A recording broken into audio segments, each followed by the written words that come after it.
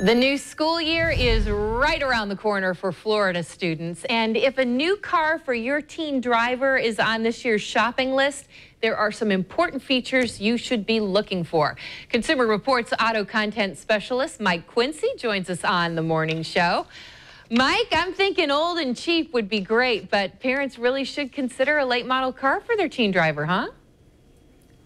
Absolutely, and that's the same household I grew up in. The brother and sister and myself, we all got to drive the old beater in the house. But really, what you need to do is take that thinking and absolutely turn it on its head. Instead of giving your new, inexperienced driver the oldest, crappiest car that you've got, the parents really need to dig deep down and say, no, actually, they need to be in a newer car because the newer cars have all the safety features that can save their skin.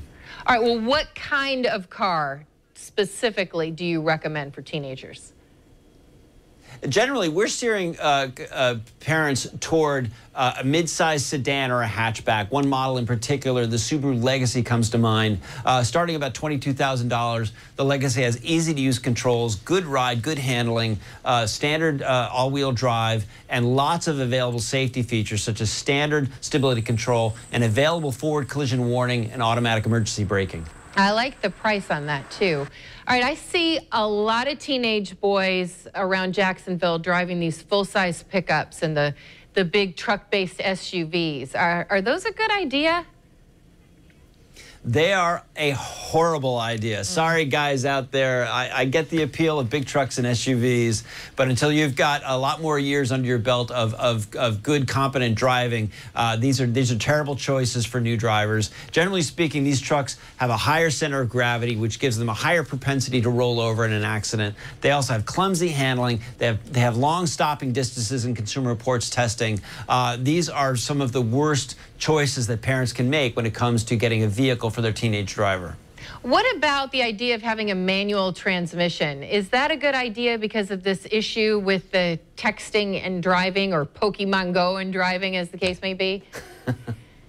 So, certainly, if you have one hand on the steering wheel, one hand on the shifter, that's going to be one hand too few to reach for your phone and start fiddling it with while you're driving. It also is going to mean that if you get your teenager a manual transmission car, hardly anyone knows how to drive them anymore. So no one's going to borrow the car, and certainly no one is going to steal it because no one can drive a manual. But they're harder to find these days. But you know, in theory, it makes a lot of sense. All right, so you mentioned the trucks and those big SUVs. What other types of cars do you recommend that parents stay away from?